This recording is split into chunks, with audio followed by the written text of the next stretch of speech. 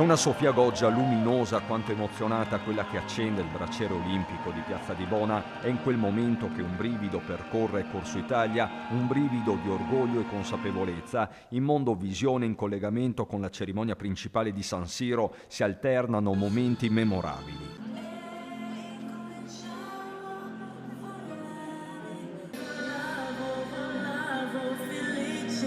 La musica che unisce, come per l'Inno d'Italia, a Milano Laura Pausini, a Cortina il coro Cadorino Comegliano di Sole Note, e qui tra i protagonisti dell'alzabandiera c'è anche il piccolo Riccardo, l'11enne lasciato a terra dal bus in Cadore, è diventato un caso nazionale. Sorride Riccardo, ma la sua emozione è visibile anche nel dietro le quinte. Con lui del resto c'è il quartetto d'oro nella staffetta di fondo a Torino 2006, Balbusa, Zorzi, Dicenta, Piller Cotrer.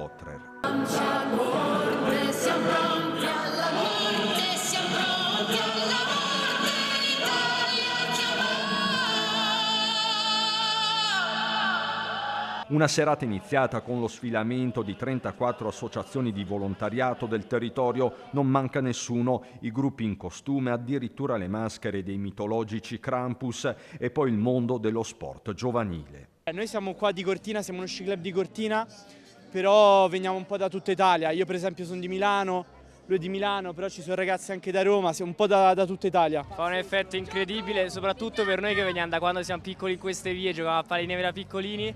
Venire qua in questi giorni, tra l'altro siamo tutti volontari. 2 anni fa ci sembra è un sogno per noi.